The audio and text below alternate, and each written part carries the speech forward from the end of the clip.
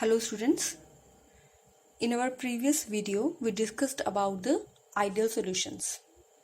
In this video we are going to discuss about non-ideal solutions, but before that we have to discuss one more thing, and that is mole fraction in terms of vapor pressure. बेटा अब तक हमने mole fraction की है in terms of number of moles of the component divided by total number of moles of the solution, right? ये mole fraction हम किसके terms में करने वाले हैं? In terms of vapour pressure. So it is denoted by XA dash. If we have to calculate the mole fraction in term of vapor pressure for component A, then we take vapor pressure of component A in numerator and divided by total vapor pressure of the solution. Similarly, in case of component B, the mole fraction is vapor pressure of component B divided by total vapor pressure of the solution. The expression is almost same. एक ही तरह का expression है बेटा जैसा हमने number of moles के case में लिया था, राइट? लेकिन in terms of vapour pressure में हमारे पास क्या आ जाएगा? हम vapour pressure of one component divided by क्या लेंगे formula? Total vapour pressure of the solution. और जैसे कि हमारे पास मोल फ्रैक्शन वाली नंबर ऑफ मोल्स वाली, जब हम नंबर ऑफ मोल्स के टर्म में लेते थे मोल फ्रैक्शन, उसका सम यूनिटी के बराबर होता था.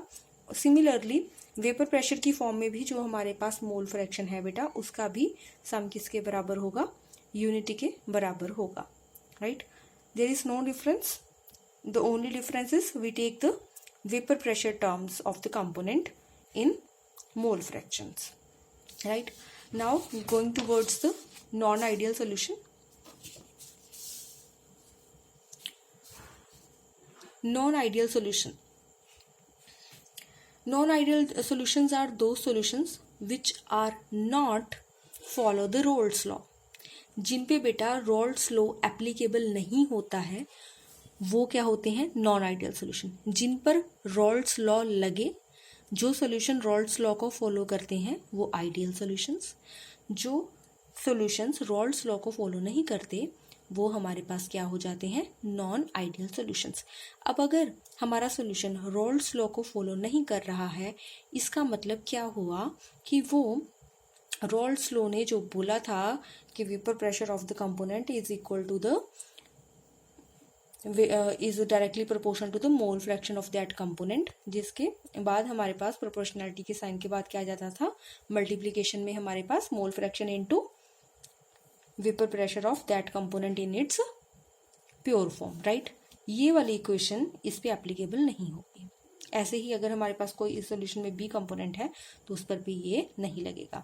But P, total P A plus P B के बराबर रहेगा, क्योंकि बेटा ये एक्सप्रेशन रॉल्स लॉ के से नहीं आया है. ये एक्सप्रेशन तो हमारे पास डाल्टन लॉ से आया है. This is the Dalton's law of vapour pressure. तो डाल्टन्स लॉ तो फॉलो होगा ही. क्या फॉलो नहीं होगा? हमारे पास रॉल्स लॉ, ठीक है? तो सिर्फ और सिर्फ कौन सी कंडीशन एप्लीकेबल रह गई? हमारे पास P equals to P A plus P B, right? अब हमारे पास जब रॉल्स लॉ हमारा नहीं लग रहा इन सॉल्यूशंस के केसेस में, तो इसका क्या मतलब हो गया कि डेल्टा वी मिक्सिंग भी नॉट इक्वल्स टू जीरो हो गई. यानी कि हमारे पास वॉल्यूम चेंज अब जीरो के बराबर नहीं रहा. अब वॉल्यूम चेंज जीरो के बराबर नहीं है, इसका मतलब जब हम ऐड करेंगे दो वॉल्यूम्स को तो हमारा जो वॉल्यूम आएगा, जैसे कि फॉर एग्जांपल हमने ए कंपोनेंट 10 ml लिया और बी 1 ml लिया, हमारे पास आना चाहिए था 11 ml मिक्सिंग के बाद, लेकिन वो आएगा नहीं. वो 11 से हमारे पास क्या आएगा? थोड़ा कम या ज़्यादा, राइट? तो अब कम या ज़्यादा वाले केसेस भी हम देख लेंगे, किस केस में कम और किस केसेस में ज़्यादा आएगा, राइट?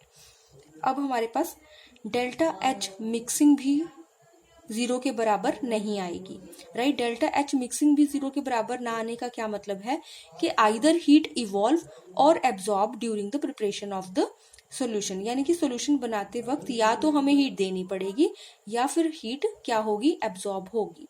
तो हमारा नॉन आइडियल सॉल्यूशन जो है वो दो तरह का है हमारे पास। मैंने आपको कहा ना कि वॉल्यूम कम होगा या ज़्यादा होगा, ये हम देखेंगे कि कैसे कम ज़्यादा होगा। तो इस बेसिस पर हमारे पास नॉन आइडियल सॉल्यूशंस दो तरह के हैं। एक केस में हम लेंगे कम होने वाला केस और एक केस में ज़्यादा होने वाला केस। तो हमारे पास इस तरह से दो तरह के केसेस आ गए हैं। फर्स्ट है non ideal solution with positive deviation. Non ideal solution जिनकी डेविएशन क्या हो, पॉजिटिव हो, यानी कि उन केसेस में हमारे पास क्या रहेगा। आइडियल सोल्यूशन में आपने देखा था कि ए कंपोनेंट्स की फोर्सेस मिक्स होने के बाद बी कंपोनेंट के साथ भी क्या रहती थी, बराबर। ऐसे ही बी कंपोनेंट की फोर्सेस भी मिक्सिंग के बाद क्या रहती थी, बराबर। लेकिन इस केस में क्या होगा कि जब वो इंडिपेंडेंट थे, यानी कि सिर्फ ए कंपोनेंट था, तब ए के कंपोनेंट में फोर्स ज्यादा थी एज कम्पेयर टू जब वो बी के साथ मिक्स हो गया। तो ए बी की जो हमारे पास आई हैं वो फोर्स बिटवीन ए और बी वो क्या आ गई है, कम। ऐसे ही बी भी जब इंडिपेंडेंट था तब फोर्स ज्यादा थी और ए बी में अब कम है। यानी कि A and B molecules was more but when they mix forces between these molecules are more when they mix with each other. Force between AB molecules lower as compared to AA and BB molecules independently. इसका मतलब क्या हुआ कि before mixing हमारे पास जो volume था वो 11 ml था, राइट। अब हम ये कह रहे हैं कि फोर्सेस ए बी मॉलिक्यूल्स में आपस में कम है। तो अगर फोर्सेस कम है बेटा तो वो मॉलिक्यूल्स दूर रहेंगे, दूर रहेंगे तो it means volume increases, right. Volume increases तो it means delta H mixing में जो चेंज आएगा वो ग्रेटर देन 0 आएगा। 0 तो बिल्कुल नहीं आएगा, ठीक है, ग्रेटर देन 0 आएगा, यानी कि उसकी जो वैल्यू रहेगी वो 0 से ज्यादा ही रहेगी। फॉर एग्जाम्पल अगर हमने 10 और 1 ml लिया था तो अब वो मिक्सिंग के बाद 10.2 या 10.3 ऐसा कुछ हो जाएगा, राइट। उसके बाद हमारे पास है delta H mixing greater than 0 रहेगी। ग्रेटर देन 0 का मतलब है हमारे पास क्या हुआ है, हीट एब्जॉर्ब हुई है। हीट एब्जॉर्ब कब होती है बेटा, हीट एब्जॉर्ब का आपने ये मतलब नहीं लेना कि टेम्परेचर बढ़ जाएगा सॉल्यूशन का, नो। हीट एब्जॉर्ब मतलब कि उसकी प्रिपरेशन के लिए दो चीजों को आपस में मिक्स किया और उनकी प्रिपरेशन के दौरान ही वो यूज अप हो गई, एंड रिजल्ट जो हमें मिलेगा वो टेम्परेचर डिक्रीजिंग का ही मिलेगा। The solution result in decrease of temperature, यही रहेगा। अब हीट देनी क्यों पड़ी, क्योंकि प्रोसेस इज एंडोथर्मिक। हम हीट कब देते हैं बेटा, जब प्रोसेस एंडोथर्मिक हो, लेकिन उसके एंड रिजल्ट में हमारे पास क्या होता है, हमेशा टेम्परेचर डिक्रीज ही आता है। During preparation of preparation temperature कम हो जाएगा आपका, ठीक है। Heat absorb from the surroundings. और इस केस में हमारे पास अभी हमने क्या कहा कि हमारे पास क्या हो जाएगा, टेम्परेचर कम हो जाएगा। और अगर ये कंडीशंस लगेंगी, ठीक है, डेल्टा वी हमारा बढ़ता हुआ, डेल्टा एच हमारा बढ़ता हुआ, तो इसी तरह से हमारे पास क्या आ जाएगा, जो वेपर प्रेशर है ए कंपोनेंट का वो इंक्रीज होगा as compare to its pure form and multiplication with the mole fraction. तो यही केस बी में भी हमारे साथ होगा। तो इन केसेस में हमारे पास ग्राफ किस तरह का आएगा वो देख लेते हैं। हमने आइडियल सॉल्यूशन का ग्राफ किया था जिनमें हमारे पास ये लाइंस आई थी, straight lines, right. B component के लिए हमारे पास वेपर प्रेशर आया था और ए के लिए आया था, और हमारे पास ये आ गया था टोटल, ठीक है, जो ये डॉटेड लाइंस हैं। लेकिन इस केस में हमारे पास क्या आएगा, हमने क्या बोला है, पी ए क्या है हमारे पास, greater than P A not और एक्स ए। तो हमारे पास पी ए का ये वाला ग्राफ ना आकर, ये डॉटेड लाइन पर स्ट्रेट लाइन ना आकर थोड़ा बड़ा हुआ आएगा, ठीक है, वैल्यू थोड़ी बढ़कर आएगी। ऐसे ही पीबी के केस में भी पीबी थोड़ा ज्यादा आएगा। और अगर ये ज्यादा आ गए तो ऑब्वियसली बेटा इनका सम भी ज्यादा आएगा। तो हमारे पास non ideal solution with positive deviation के लिए ग्राफ कुछ ऐसा रहेगा, ठीक है। ये हम डिस्कस कर ही चुके कि मोल फ्रैक्शन यहाँ पे एक्स से बढ़ती हुई, यहाँ पे एक्स बी बढ़ती हुई, और यहाँ पे हम क्या ले रहे हैं, vapour pressure of the components इस एक्सिस के अलोंग, राइट। तो कुछ एग्जांपल्स देख लेते हैं नॉन आइडियल सॉल्यूशंस के। हमारे पास एसीटोन और इथाइल अल्कोहल एसीटोन और कार्बन डाइसल्फाइड, वाटर और इथाइल अल्कोहल, वाटर और मिथेनॉल। इसके अलावा हमारे पास कार्बन टेट्राक्लोराइड और टॉलुइन। ठीक है, ये सारे जो हैं एसीटोन, बेंजीन, ये सभी जो हैं क्या रहेंगे, एग्जाम्पल्स किसके किसके non ideal solution with positive deviation के, राइट। उसके बाद नेक्स्ट आता है हमारे पास non ideal solution with negative deviation. Positive deviation हमने किया, अब नेगेटिव डेविएशन जो है बेटा इसकी बिल्कुल ऑपोजिट ही चलेगा। उसमें फर्स्ट कंडीशन तो यही रहेगी कि Rawls law not follow. Rawls law follow नहीं होगा तो इनमें से कोई भी चीज बराबर नहीं होगी। ठीक है, अब बराबर नहीं होगी वो मैंने आपको क्या कहा है, कम या ज्यादा होगी, राइट। और हम क्या कर चुके हैं, ये केस तो हम कर चुके हैं कि एफ ए कंपोनेंट्स की फोर्स अगर इंडिपेंडेंट कंपोनेंट्स की फोर्स अगर ज्यादा हो और ए बी की क्या हो, कम हो।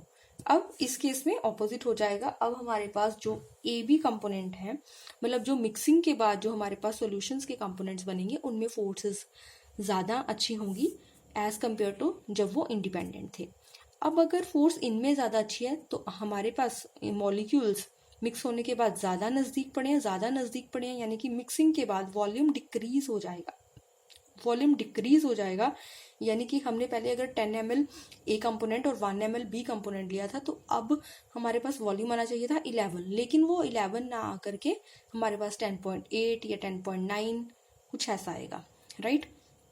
तो इसका मतलब क्या हुआ, पहले डेल्टा वी पॉजिटिव के केस में क्या था, ग्रेटर देन 0, अब ये तो आ जाएगा कम 0 से, हमारे पास डिक्रीज आ गया है ना। और ऐसे ही इस केस में डेल्टा एच मिक्सिंग जो है हमारे पास लेस देन 0 आएगी, यानी कि एक्सोथर्मिक रिएक्शन होगी, यानी कि जब हमारा सॉल्यूशन बनेगा उस टाइम हीट इवॉल्व होगी, तो हमारे पास ये वैल्यू क्या आ जाएगी, नेगेटिव। जब भी हीट इवॉल्व होती है value we take it as negative sign, ये साइन कन्वेंशंस आपकी रहती हैं। तो ड्यूरिंग प्रिपरेशन टेम्परेचर जो है इंक्रीज हो जाएगा, राइट। मतलब एंड रिजल्ट में हम अगर देखेंगे अपने कंटेनर को तो वो थोड़ा गर्म होगा जिनमें हमने सॉल्यूशंस को मिलाया है, तो टेम्परेचर एट द एंड जो है इंक्रीज हो जाएगा। अब अगर हमारे पास ये चीजें फॉलो हुई तो ऑब्वियसली हमारे पास जो है पी ए का जो वेपर प्रेशर है, कंपोनेंट ए का वेपर प्रेशर जो है वो कम हो जाएगा as compare to P A not और एक्स, और ऐसे ही हमारे पास पी बी का भी क्या हो जाएगा, कम हो जाएगा as compare to P B naught और एक्स बी। तो इस केस में अब हम ग्राफ डिस्कस कर लेते हैं बेटा।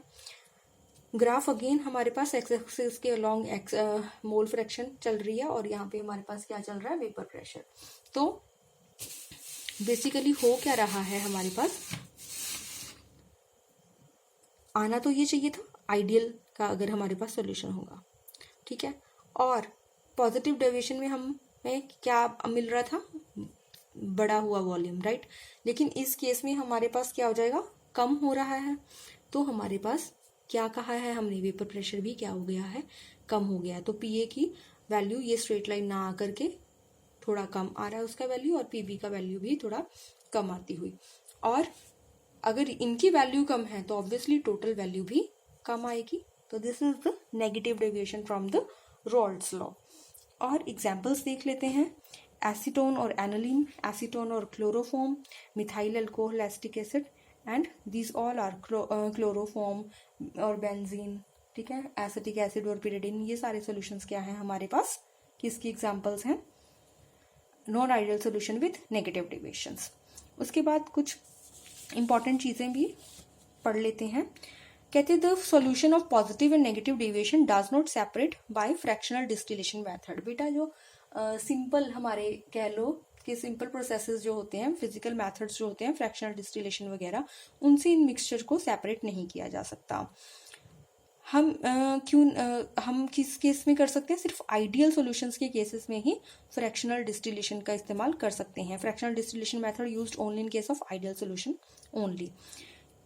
तो ये मेथड यूज क्यों नहीं कर सकते, ऐसा क्या हो जाता है, वो कहते हैं कि अगर पॉजिटिव डेविएशन वाले हमारे पास सॉल्यूशंस हों, पॉजिटिव डेविएशन वाले सॉल्यूशंस के केसेस में जो दो कंपोनेंट्स हमारे पास पड़े हैं उनका जो बॉइलिंग टेम्परेचर है वो हर एक कंपोनेंट का जो मिक्सचर बन गए, अब उनका जो एक्चुअल में इंडिपेंडेंटली बॉइलिंग टेम्परेचर होता है ना बेटा, उससे भी उनका टेम्परेचर क्या आ जाएगा, कम आ जाएगा, बिलो आ जाता है, जब वो एज अ मिक्सचर हमारे पास पॉजिटिव डेविएशन सोल्यूशंस बनकर पड़े होते हैं। तो डिक्रीज होने के कारण ये सोल्यूशंस क्या करेंगे, पॉजिटिव डेविएशन शो कर रहे होंगे और इन्हें हम क्या बोलेंगे, मिनिमम बॉइलिंग एजोट्रॉपिक सोल्यूशंस बना रहे होंगे। तो इन केसेस पे हम डिस्टिलेशन प्रोसेस नहीं कर सकते, क्योंकि हमारे पास दोनों सॉल्यूशंस का, दोनों कंपोनेंट्स का जो बॉइलिंग टेम्परेचर है फ्रैक्शनल डिस्टिलेशन के लिए डिफरेंट रहना चाहिए। लेकिन इस केस में इन दोनों का मिल करके एक अलग बॉइलिंग पॉइंट आ जाएगा जो इनके इंडिविजुअल बॉइलिंग पॉइंट से कम होगा, और हम इन्हें सेपरेट ही नहीं कर पाएंगे, क्योंकि सेपरेट करने के लिए हमें दोनों कंपोनेंट्स का क्या चाहिए था, डिफरेंट, राइट। और हम तो इसके अकॉर्डिंग दे देंगे कि जो कंपोनेंट्स पड़े हैं उनके अकॉर्डिंग बॉइलिंग टेम्परेचर दे दो, राइट, तो वो हमें मिल ही नहीं पाएंगे। उसके बाद पॉजिटिव डेविएशन वाले जो सोल्यूशन है उनका बॉइलिंग पॉइंट दोनों कंपोनेंट्स का मैं आपको बता ही चुकी हूँ, कम हो जाएगा, boiling point of each component कम हो जाएगा उनके इंडिपेंडेंट बॉइलिंग पॉइंट से जो प्रीवियस होता है। ऐसे ही नेगेटिव डेविएशन वाले जो सोल्यूशन है बेटा, उन केसेस में क्या होगा, हमारे पास बॉइलिंग पॉइंट ज़्यादा हो जाएगा एज कम्पेयर टू उनके जो कंपोनेंट्स का रहता है। Boiling point increases as compare to the boiling point of each component, जो उनके हर एक कंपोनेंट का बॉइलिंग पॉइंट रहता है उनसे ज़्यादा हो जाएगा। तो ये क्या बना देंगे solution, maximum boiling point, boiling azeotropic solutions को फॉर्म करते हैं। कौन से, नेगेटिव डेविएशन वाले। आज के लिए इतना ही बेटा, थैंक यू।